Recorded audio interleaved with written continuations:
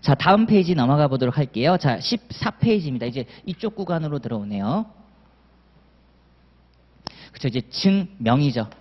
주장한다고 해서 다 받아들여주는 게 아니라 항상 이를 뒷받침하는 증거를 통해서 증명을 하게 됩니다.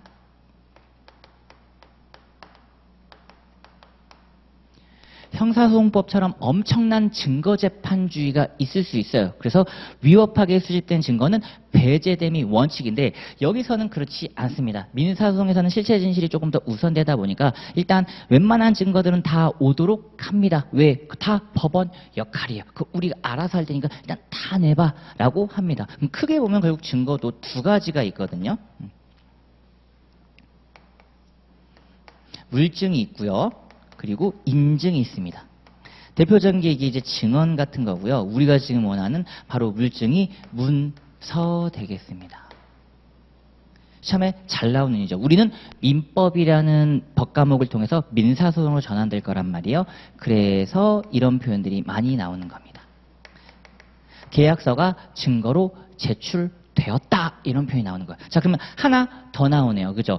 원고 입장에서는 예를 들면 매매계약에 따른 소유권 이전 등기 청구권을 행사하면서, 즉 소유권 이전 등기 청구 소송을 제기하면서 피고와 체결한 계약서를 제출합니다. 자, 그렇다면 하나 더 등장했다라는 이유는 뭐예요? 피고 입장에서는 이거 자체를 또 깨버리면 되죠.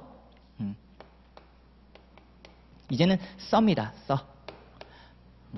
계약 자체를 빠그라뜨리는 게 아니라 계약서 자체를 무로 돌리면 되죠. 대표적인 거 한마디 깔끔하게 하시면 되겠네요. 그렇죠. 이 계약서는 위조되었다. 이거 어떤 거 말하는 거예요? 그렇죠. 계약은 무효다를 에둘러서 말하는 거죠. 이건 내가 작성한 적이 없다. 없다.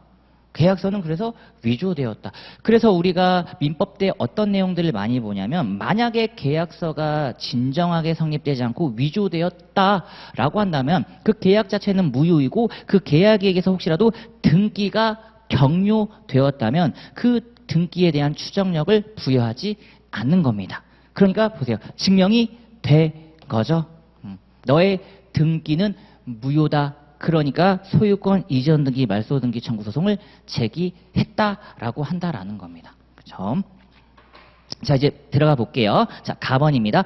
법원은 해당 분쟁에 관계하는 법규의 법률 요건에 해당하는 구체적인 사실인 주요 사실 가운데 다툼 없는 건 그대로 재판 자료로 쓰신다고 했습니다.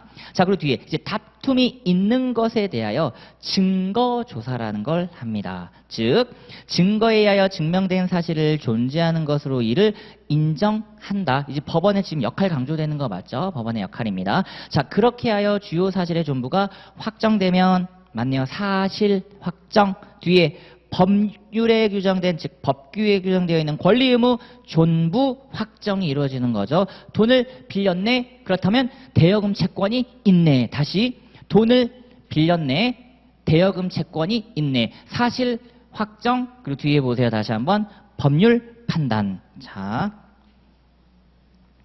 헌법적 공부 조금 해볼까요?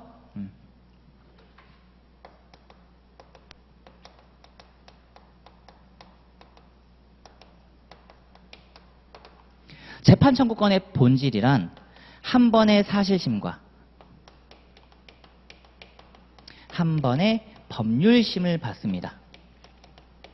그러니까 결국 여기서 사실 확정을 꼭 한 번은 받게 해 주는 거고요. 그리고 이걸 통해서 자, 그랬죠. 법률 판단으로 전환을 해야 된다라는 거죠. 그래서 이제 대법원 입장에서는 야, 니네 사실 확정은 잘 했는데 법률 판단 제대로 못했어. 다시 해와. 라고 얘기를 할 수 있다라는 겁니다. 바로 지금 그걸 얘기하고 있는 거예요. 그걸. 다시 한번 읽어볼까요? 네 번째 줄에 그렇게 하여 주요 사실의 존부가 확정되면 끊고 돈을 빌렸네, 사람을 찔렀네, 사람을 때렸네. 법규에 규정되어 있는 권리 의무의 존부가 나오는 거죠. 근데 변제기에 변제를 하지 않았네. 그렇다면 대여금 채권은 있네. 존부 확정되는 것으로 자 이제 판결 가려고 한다라는 겁니다. 즉 심리 다음에 이분이 하시는 건 뭐다? 판결을 내린다라는 겁니다. 그래서 이런 표현도 많이 쓰죠.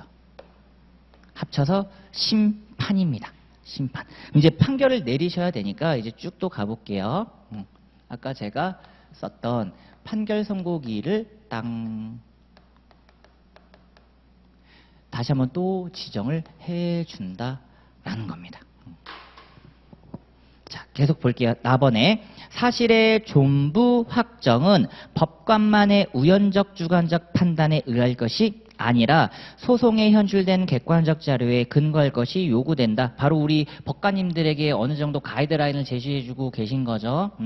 니네 우연히 주관적으로 하시면 안 돼. 이분들이 말씀하신 걸 토대로 하는 거야. 토대로. 객관적 자료에 근거할 것이 요구되며 따라서 증거의 신청과 그 조사가의 문제가 등장하며 증거의 신청은 증거를 제출하여 법원으로 하여금 주장의 진부에 대하여 자객의 유리하게 확신을 갖도록 하기 위한 자, 또 소송 행위입니다. 그러니까 주장을 했으니까 이걸 뒷받침할 수 있는 너를 위해 너에게 유리한 것들을 싹 다 증명을 해줬으면 좋겠다라는 겁니다. 그래서 법원이 조사할 수 있는 증거는 변론주의 원칙에 따라 당사자가 신청한 것에 한정된다.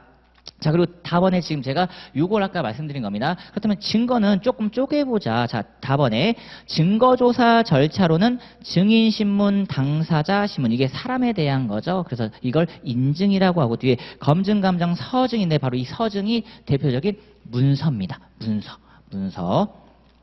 다만 증거조사는 변론기일이나 변론기일 전에는 변론준비 절차에서도 실시할 수 있으며 즉 증인신문과 당사자 본인신문을 제외한 모든 증거신청 및 증거자료 현출은 제1회 변론기일이 종료되기 전에 완료하는 것이 바람직하다. 그래야 뭐다? 집중심리가 가능하다. 또 어때요? 집중심리를 위한 제도적 장치 앞에서 봤던 변론준비기일이었습니다. 이거 들어가기 전에 변론 준비 절차를 재판장님이 열어서 당신들이 하시려고 하고자 하는 얘기 그리고 거기를 뒷받침할 수 있는 증거들을 일단 한 방에 다 내줬으면 좋겠어. 그래야지 쟁점도 명확해지고 주장도 명확해지고 증거도 명확해서 열리자마자 그냥 바로 한 방에 다 끝낼 수 있어 라고 얘기를 해주는 거죠. 집중은 곧 신속성과도 같이 움직이는 단어입니다. 자, 그리고 4번 증거조사 결과의 평가는 나오네. 법원의 자유심증주의입니다. 법원의 자유심증주의. 이제 표현을 써볼까요? 법원의 가장 핵심적인 역할이죠. 민사소송법은 이게 핵이 되는 겁니다. 형사소송법은요, 이거보다 증거재판주의가 완전 핵인 거예요. 증거재판주의. 자유심증주의가 조금 후퇴하죠. 근데 지금 민사소송에서는 자유심증주의가 바로 핵이라고 보시면 되겠습니다. 자, 읽어볼게요. 자, 증거조사 결과의 평가는 법원의 자유심증에 따른다. 이 말은 뭐냐? 뒤에 보세요. 법원은 법정의 증거법칙에 구속되지 않는데요. 그러니까 형사소송법은 위법하게 수집된 증거는 배제된다는 대원칙이 있다라는 겁니다. 근데 여기는 바꿔 얘기하면 지금 이분들이 내신 증거가 위법하게 수집되어도 일단 가지고 와봐. 판단은 우리가 할게 라고 말씀을 하시는 거죠. 다시 한번 읽어볼까요? 즉 법원은 법정의 증거법칙에 구속되지 않고 변론 전체 취지와 증거조사의 결과를 참작하여 자 자유로운 심증으로 사실주장이 진실에 합치한지 여부를 판단하며 법원이 그럼에도 불구하고 사실존부에 대한 심증을 얻을 수 없는 소위 진위불명의 경우에는 끊고 이때는 이제 증명책임에 따른 판결이 행하여진다. 예를 들면요. 민법에서 문제 이제 우리가 유형을 볼 때 사실관계에서 이런 게 나옵니다. 누가 뭐 했고 법원의 심리 결과 그렇게 자 밝혀졌다. 이런 문장이 이제 우리 수험생분들 눈에 보이실 거예요. 이건 민법에 가장 많이 나오는 표현입니다. 밝혀졌다라는 건 뭐죠? 자유심증주의를 통해서 사실의 존부 확정을 끝냈다라는 겁니다. 그러니까 바로 다음 질문이 뭐예요? 그래서 법원의 판결은? 이게 민법에서 다음 문장이었던 거죠. 그래서 법원의 판결은? 그죠? 이제 이거 가야 되니까. 법원이 심리 결과 그렇게 밝혀졌대요. 이 얘기는 뭐다? 사실 존부가 확정됐다라는 겁니다. 그러니까 아까 우리가 얘기했던 어떤 거? 그러면 지금 원고가 원하는 권리의 존부 확정으로 가보자라는 겁니다. 그래서 권리가 존재한다고 인정됐다면 인용 판결이 떨어지는 거고요. 아니야, 너의 권리는 존재하지 않아라고 한다 그러면 기각 판결이 떨어지는 거예요. 그렇죠? 그러니까 계속해서 우리가 2차 답안을 볼 거고 그것도 민법도 볼 거고 민사소송법도 볼 거지만 이 두 가지가 가장 큰 핵심이라는 겁니다.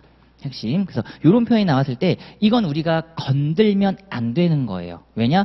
법원의 심리 결과 사실 존부가 끝났습니다. 근데 제가 민법 답안 작성 특강 때도 그랬죠. 임의적으로 자의적으로 어떤 사실관계를 추가한다? 안 된다라는 겁니다. 그렇죠. 지금 법원의 권능에 우리가 도전하게 된단 말이에요. 감점 요인이 될 수 있겠죠. 자, 계속 들어가 보겠습니다. 다시 한번. 세 번째 줄 이하 보시면, 즉 법원이 사실 존부에 대해서 심증을 굳혔으면 됐고요. 심증을 얻을 수 없는 소위 진위 불명 이런 단어가 보이셔야 뒤에 증명 책임에 따른 판결이 행해진다라는 겁니다. 증명 책임은 바로 이제 이분들이 해야 되는데 못하셨다라는 거죠. 자, 다음 넘어가 보도록 하겠습니다.